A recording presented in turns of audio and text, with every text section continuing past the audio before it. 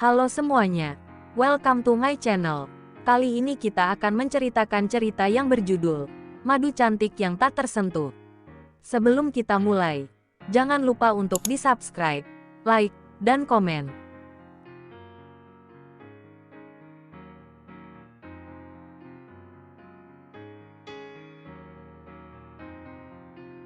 Episode 43, Pecah Ketuban.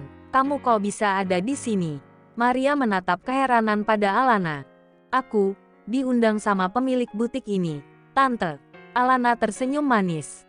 Oh ya, Belva kenal kamu? Tanya Maria lagi. Tentu kenal, dia itu kan. Alana mendadak terdiam, bingung harus berkata jujur atau tidak tentang hubungannya dengan Belva. Dia, teman dekat aku juga. Karena dulu pas aku menikah, aku percayakan dia buat desain gaun-gaunnya. Alana mencari alasan lain. Maria mengangguk pelan, dengan mata yang menatap dari kaki hingga ujung kepala rambut wanita hamil itu. Jadi, kamu sudah menikah? Tanya Maria lagi sembari mencuci tangan di wastafel dan melihat Alana dari balik cermin. Tepatnya 5 bulan yang lalu. Jawab Alana. Maria melebarkan mata. Terus itu kamu lagi hamil berapa bulan? Masuk bulan ke-7, Tante. Nikahnya baru 5 bulan. Hamilnya masuk bulan ke-7. Kamu kecelakaan. Maria terkejut. Alana menelan ludah. Ia tak berpikir untuk berbohong untuk menutupi usia kehamilannya. Ia tak bisa menjawab apa-apa selain daripada tersenyum getir. Tapi syukurlah, untung kamu sudah menikah dan akan punya anak. Tidak ada kesempatan untukmu kembali dengan pria di masa lalumu, kata Maria dengan ekspresi sinis. Andaikan aku gak hamil dan belum menikah pun, aku gak akan bisa kembali lagi sama Titan. Timpal Alana. Memang tidak akan. Saya juga gak sudi, balas Maria. Tampaknya wanita parubaya itu menyimpan dendam kemusat pada Alana. Alana hanya menyeringai kecil sembari mengusap perut. Terus, kapan anak tante itu akan menikah dan memberi cucu? Tanya Alana dengan nada yang menantang. Ia berjalan perlahan menuju wastafel dan mencuci tangan. Maria terdiam beberapa detik dan melirik tajam ke arah Alana. Bukan urusanmu, sahut Maria ketus. Alana tertawa kecil, tapi di usia yang sudah tidak muda lagi, masa gak kepingin si gendong cucu? Apalagi umur anaknya udah menginjak kepala 3 loh. Keburu keriput, kekehnya. Maria mendengus kasar dan menatap tajam. Itulah yang membuat saya gak suka sama kamu. Omongan kamu itu keterlaluan kalau sama yang lebih tua. Sok ikut campur urusan orang. Saya jadi kasihan sama lelaki yang jadi suamimu. Kok mau-maunya nikah sama wanita modelan kamu? Saya lebih kasihan sama yang jadi mertua kamu. Pasti capek batin punya menantu sok polos kayak kamu ini. Cibir Maria. Bertahun-tahun saya gak ketemu kamu. Ternyata sifat kamu masih sama aja. Sambung Maria. Alana mengernyit dan melipat tangan di dada. Gini-gini yang penting aku udah punya suami dan akan punya anak. Mertuaku akan punya cucu. Daripada hidup menua tapi sendirian dan jauh dari anak. Sindir Alana yang amat sangat keterlaluan. Maria menyeringai sinis. Terserah mau bilang apa, yang jelas saya itu merasa lega sekali saat kamu berpisah dengan putraku.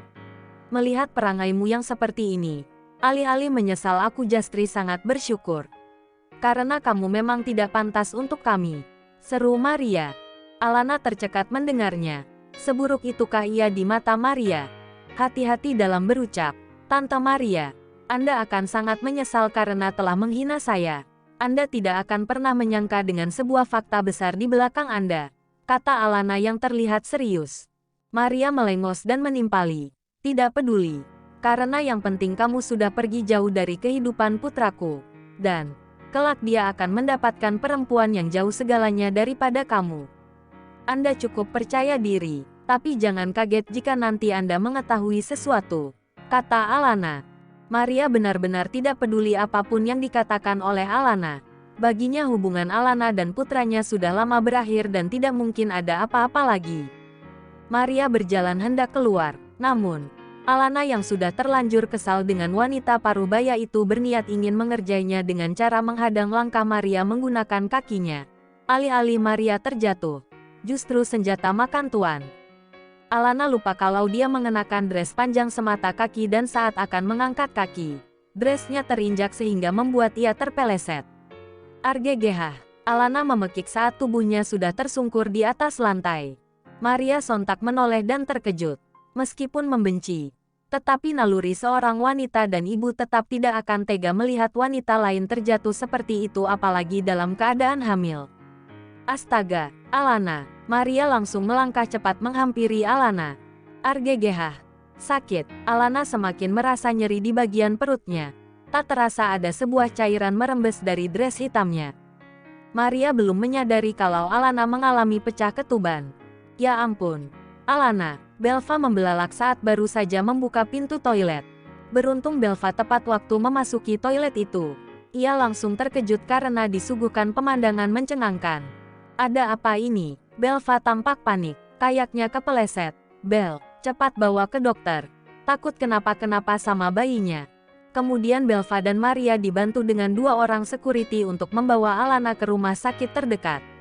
Meski dalam situasi genting, acara grand opening di aula tetap berjalan dengan lancar tidak terganggu sedikit pun. Butik Belva cukup besar, sehingga kejadian seperti di toilet tadi tidak akan mengundang perhatian dan keramaian. Sebab, Maria dan Belva bergerak cepat agar Alana bisa segera ditangani oleh tim medis. Tigor pun semakin sibuk karena semakin malam para tamu semakin bertambah. Dia tidak tahu apa-apa tentang kejadian di toilet, pun dengan Cindy. Saat ia membutuhkan Belva, tetapi wanita itu tidak ada di dalam ruangan. Duh, Belva kemana sih? Di ruangannya kok gak ada? Cindy resah sendiri, berkali-kali menghubungi tapi tak kunjung mendapatkan jawaban.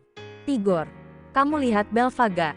Tanya Cindy yang menghampiri pria itu di tengah-tengah acara. Loh, bukannya dia di ruangan. Dan gak boleh ada yang nemuin dia, kata Tigor. Tadi aku ke ruangannya, tapi gak ada. Cindy tampak resah.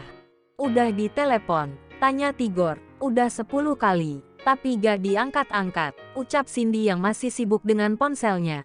Beneran gak ada di ruangannya. Tigor memastikan sekali lagi, sembari berjalan keluar aula dan hendak menuju ruangan Belva. Gak ada, gak percaya amat sih. Cindy mengekor di belakang Tigor.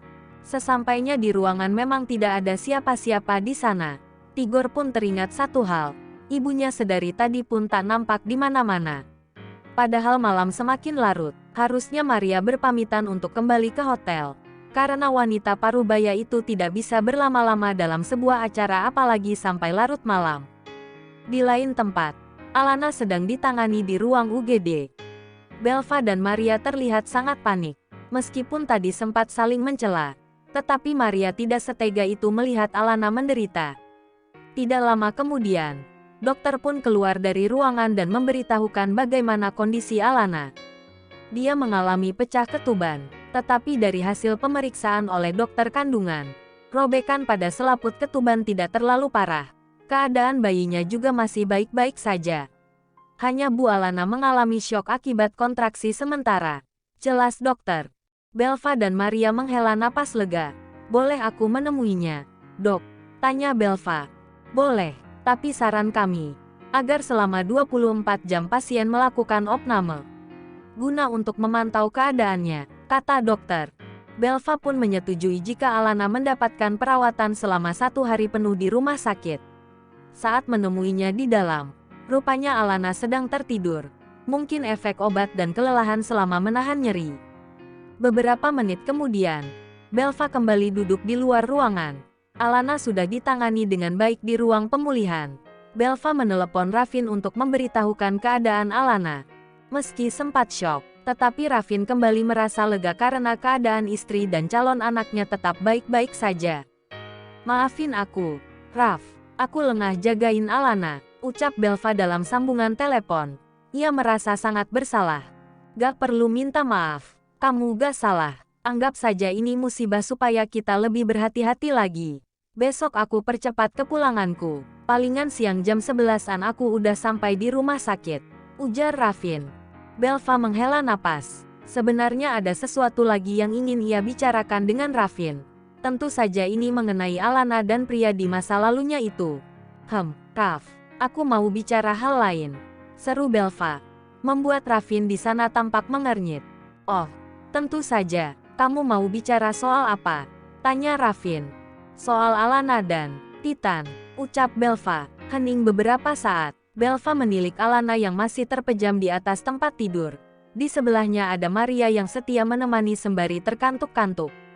Ada apa dengan mereka? Apa kejadian malam ini juga karena ulah pria sialan itu? Tanya Raffin serius. Belva menelan ludah berat, mencoba menyusun kata agar mendapatkan solusi dan informasi yang akurat. Bukan, tapi aku punya dugaan lain tentang pria itu, Raff. Ucap Belva. Maksud kamu kenal sama pria bernama Titan itu? Tanya Raffin yang semakin serius. Belva mendadak gugup. Aku belum punya bukti kuat. Tapi, dari bukti kecil yang ada mengarah pada seseorang. Katakan, siapa orang itu? Raffin bertanya serius.